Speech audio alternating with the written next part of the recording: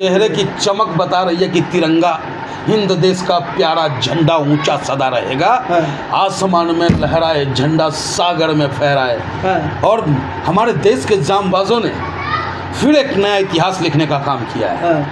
और जिस तरीके से हमारे देश की दुर्गा शक्ति सोफिया कुरैशी और व्यंका सिंह ने अपने माँ काली के रूप का जो प्रदर्शन करने का कार्य किया है, और सिंदूर मिशन सिंदूर अपनी बहन बेटी की सिंदूर को उजारने वाले को उसे उसके काल के गाल में घुसरने का काम किया। ऐसी बेटी को ये पंडित मनमोहन झागामा ऑल इंडिया मजलिस इत्तेहादुल मुस्लिमीन सैल्यूट करता है।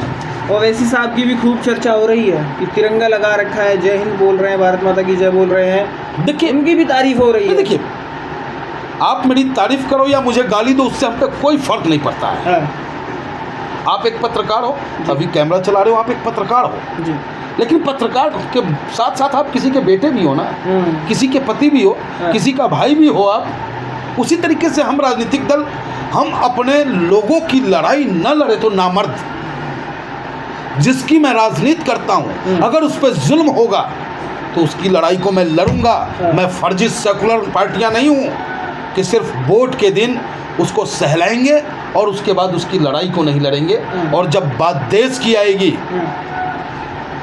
तो तिरंगा सबसे ऊपर होगा। देश की आन बान शान से कतई हम समझौता नहीं कर सकते, ना हमारा नेता समझौता करता है। और नेता को अगर किसी ने गलत कहा तो वो तभी कहा जो हमारे नेता को नहीं समझ पाया। मैं बार बार कहता हूँ, अरे हमारे नेता को गलत कहने से पहले एक बार हमारे साथ चलो तो सही। मेरे नेता के करीब आके तो देखो, दारुसलाम में चल के तो देखो। आप मेरा लाखों स्टेटमेंट आप निकाल सकते हो जिसमें मैंने कहा है कि अगर राम राज्य देखना है आपको तो दारुसलाम में चल के देखो, जहाँ पे कि किसी दाढ़ी वाले की हिम्मत नहीं है कि तिलक वाला अगर अगली लाइन में खड़ी हो उसे वो पीछे कर दे। किसी को तो राम राज्य कहते हैं। राम राज्य इसे नहीं कहते कि राम के नाम पे आप किसी का कत्ल कर दो।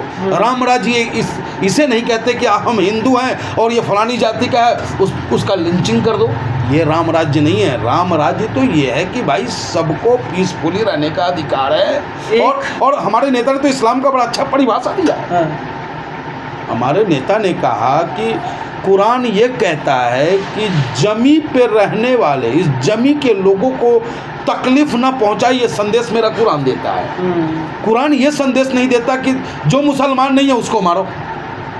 लेकिन ये नापाक पाकिस्तान इस्लाम के नाम पर तो बना ये कंट्री, लेकिन इस्लाम के पैदान पर एक कदम भी नहीं चल पाया। और इसी का नतीजा है कि आज वो बिलबिला रहा है, फड़फड़ा रहा है, मर रहा है, भुखमरी कगार पे है। फिर भी अपने आप को समझता है कि मैं दादा हूँ।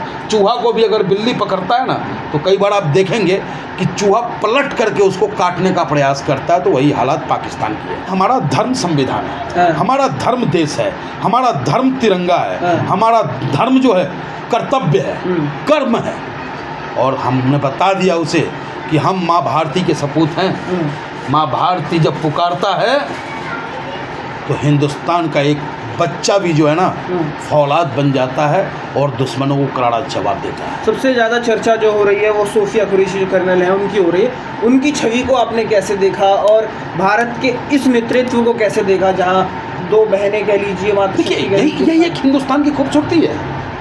आपने देखा कि पाकिस्तान प्रायोजित आतंकवादी का मकसद यही था कि हिंदुस्तान में हिंदू मुस्लिम हो जाए।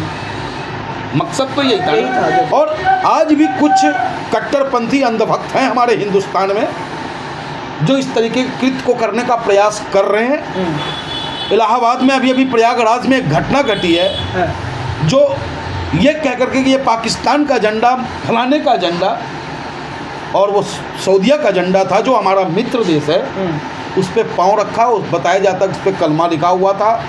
तो ये सब बातें नहीं होनी चाहिए।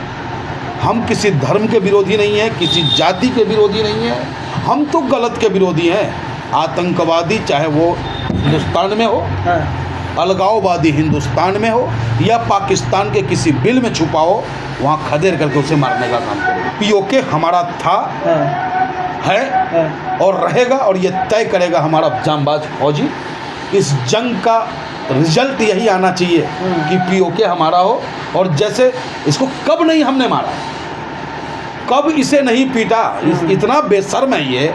48 में इसे मारा, 65 में इसे मारा, 71 में इसे मारा, बार बार आकर के हाथ पांव जोड़ के बैठ जाता है और हम दयालु किस्म के लोग माफ़ कर देते हैं। लेकिन इस बार माफ़ी मिलेगी बेटा तुझे, लेकिन पीओके लेने के बाद और बलूचिस्तान को आज़ाद कराने के बाद तुझे माफ़ी मिलेगी। और इंसानियत प्रवृत्ति में यही तो अंतर है। राम और रावण, रावण भी पंडित और राम भी क्षत्रिय, लेकिन वो राक्षस प्रवृत्ति के थे, तो वो अचानक से निहत्थों पे वार करना राक्षसों का काम होता है। और जो जांबाज होते हैं वो युद्ध क्षेत्र में अपने पराक्रम को दिखाते हैं। और हम लोग जांबाज हैं, हमारे फौजी जांबाज हैं, कह करके सीना ठोक करके उस पर हम वार करते हैं। और जहाँ तक इंसान से मोहब्बत की बात है, तो चाहे वो आम इंसान पाकिस्तान का हो, सऊदी का हो, बांग्लादेश का हो, गाजा का हो, फ़लस्तीन का हो, आम इंसान से हम मोहब्बत करते हैं।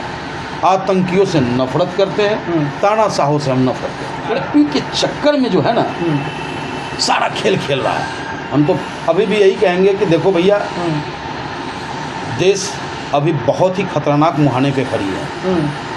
जब जंग होता है तो शत्रु को भी हम कमज़ोर नहीं समझते हैं जब तक कि उसका हम अंत न कर दें। इसलिए आप कोई भी ऐसा चीज़ ना दिखाएं जिससे कि हमारे फौजियों का हौसला कमज़ोर हो या हम आम हिंदुस्तानी कहीं से टूटते हुए नजर आएँ। ऐसा नहीं होना चाहिए।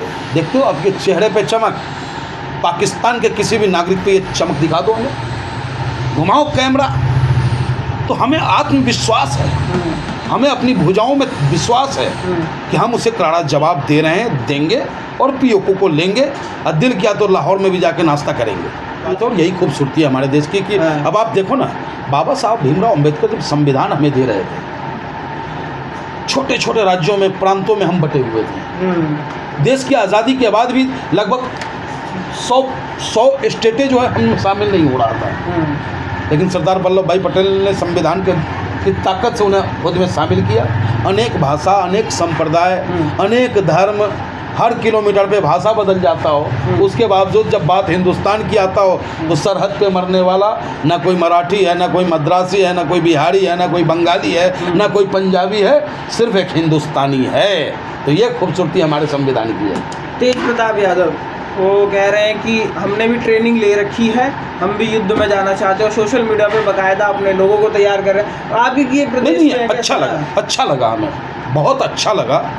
उनकी इस प्रतिक्रिया को मैं सैल्यूट करता हूँ। और ऐसा ही जज्बा हर हिंदुस्तानी के अंदर है।